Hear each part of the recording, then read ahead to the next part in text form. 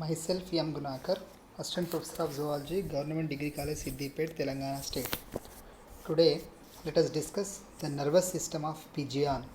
The nervous system of pigeon consists of the central nervous system, peripheral nervous system, and autonomic nervous system. Central nervous system is made up of the brain and spinal cord. Peripheral nervous system is made up of cranial nerves and spinal nerves. And autonomic nervous system, there are two subsystems, sympathetic and parasympathetic subsystems. So first of all, the central nervous system. In the central nervous system, again there are three parts: forebrain, midbrain, hindbrain. Forebrain consists of olfactory lobes, cerebral hemispheres, and diencephalon.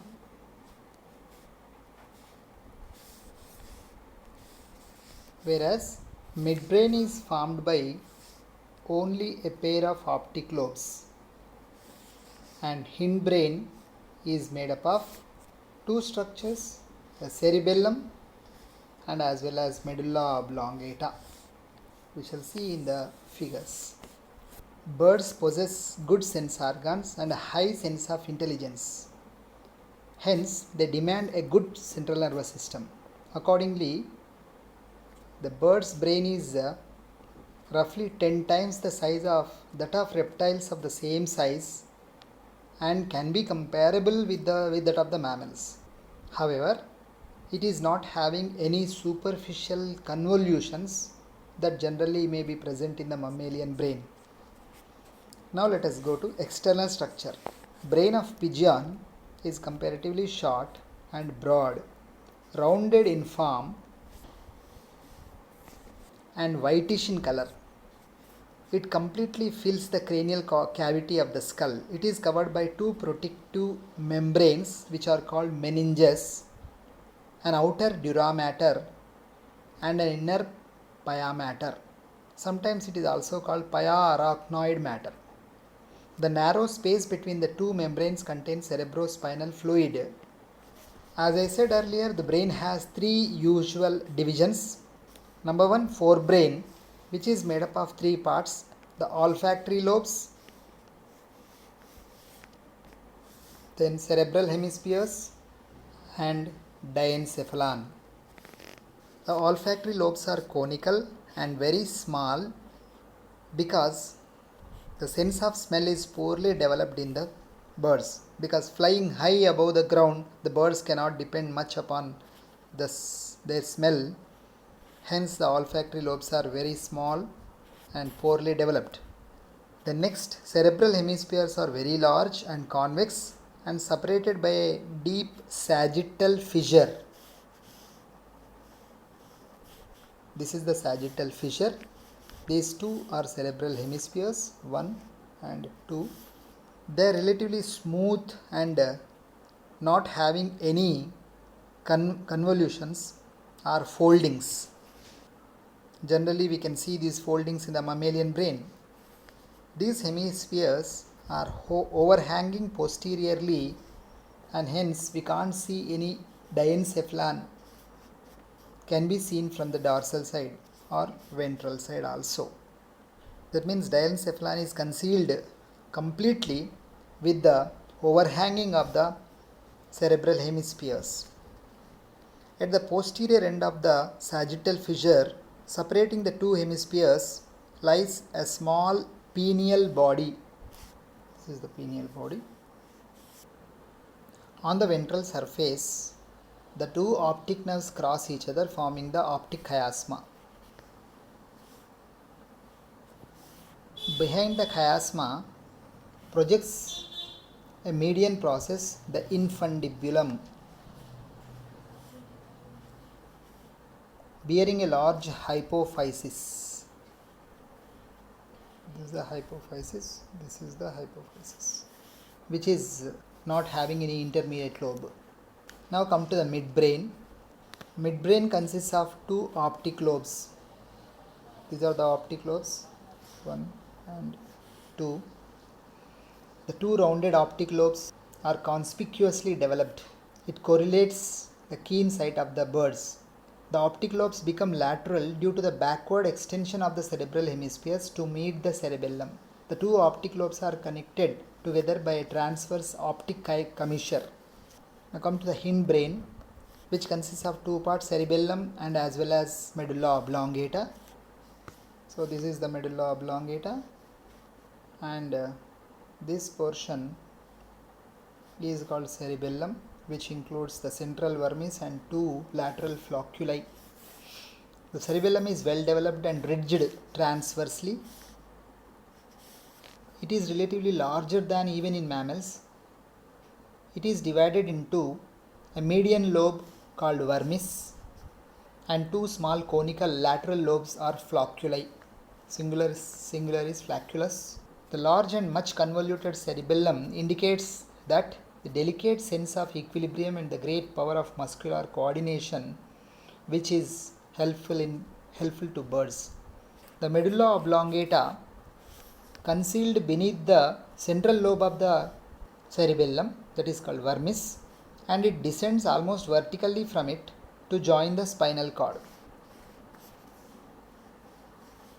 Now come to the internal structure and cavities.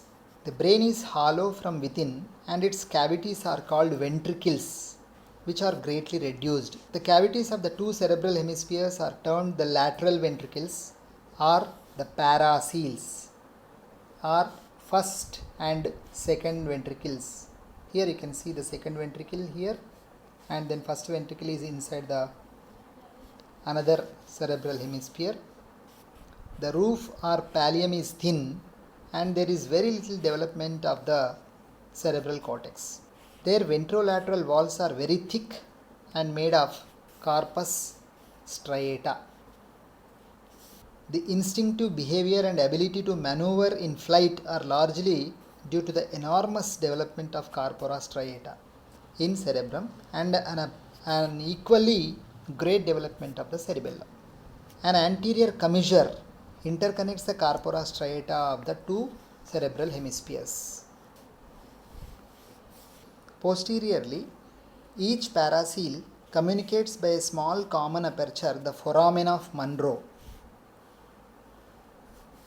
Here the foramen of Monro is present with the narrow vertical cavity of the diencephalon called third ventricle or diocele.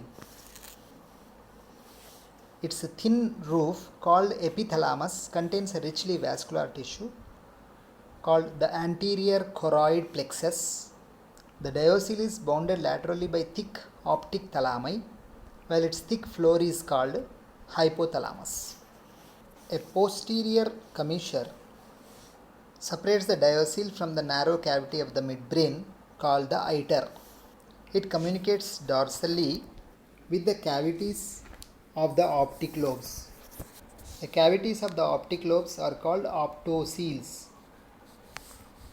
The longitudinal bands of nerve fibers called crura cerebri run beneath the optic lobes to connect the diencephalon with the medulla oblongata.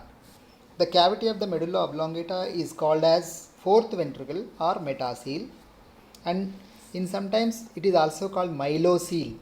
Its sides and floor are thick walled, whereas the roof is thin but richly vascular and is called as the posterior choroid plexus. All these ventricles or cavities of the brain contain the cerebrospinal fluid secreted by the choroid plexus. These are the ventricles. Now once again we will see the pigeon brain. Ventricles are cavities. Once again we can see the cerebral hemispheres. Cavities of the cerebral hemispheres are called lateral ventricles or paraseals or first and second ventricles. They are connected to the cavity of the diencephalon, which is called diocele or third ventricle, by a foramen of Monro. Then third ventricle of diencephalon is connected to the optocoeles of optic lobes, as well as metacele or myelocele or fourth ventricle of medulla oblongata through iter or sylvius aqueduct. And all these ventricles contain cerebrospinal fluid, which is secreted by the choroid plexus. Now coming to the functions of Fijian brain. The functions of different parts of the brain are shown here. The olfactory lobes are meant for sense of smell. As I already said, it is poorly developed in the case of birds. The cerebral hemispheres, they are helpful in voluntary movements, instinctive behavior, intelligence, will, memory and emotions. Then diencephalon. Diencephalon, it relays impulses to cerebral hemispheres. It is an integrating center of autonomic nervous system and it perceives the extreme cold, heat and pain, etc. Then optic lobes, as the name indicates, it is the sense of vision. They are the organs of vision. Then cerebellum. Cerebellum, it is the center for voluntary movement and balance. Then lastly, medulla oblongata, it helps in the involuntary movements. That is all heartbeat, the flow of blood through the blood vessels, then etc. Thank you.